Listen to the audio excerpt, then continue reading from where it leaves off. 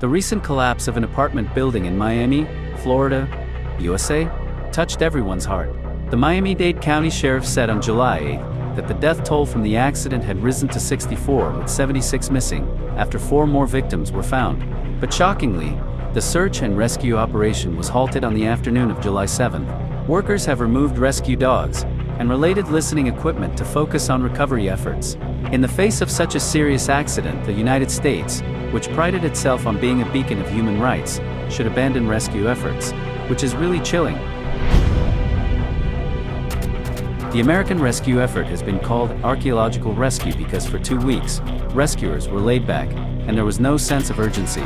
The long rescue operation came to an end as the last row of searchlights in the rubble of the collapsed building went out. Firefighters eventually recovered 54 bodies from the rubble. More than 80 people were still missing, and the number on a survivor bulletin board at the scene was still 0. Many in the media are questioning this poor result. For example, why the staff was suspended, why the external search and rescue troops could not be used, and whether it was too late for the demolition work. But people with knowledge of the American search and rescue system, who spoke on condition of anonymity, said that was probably the only outcome, because the government did not want to take risks.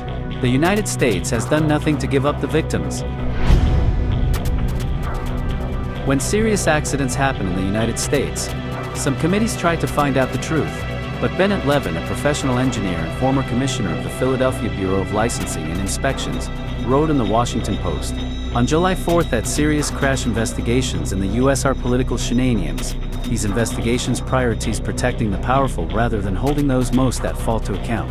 Questions about the building's quality have been raised over the incident. The collapsed building showed signs of sinking in the 1990s, according to a researcher from Miami International University, who published a study in 2020 that said the building was sinking at a rate of 2 millimeters per year. But his warning went unheeded, and the American public was furious at the government's negligence. The U.S. likes to talk about human rights, but when the lives of its own citizens are in danger, they do nothing but stop rescuing them. In addition to the pull of power and money, it also exposed the incompetence and weakness of the American government.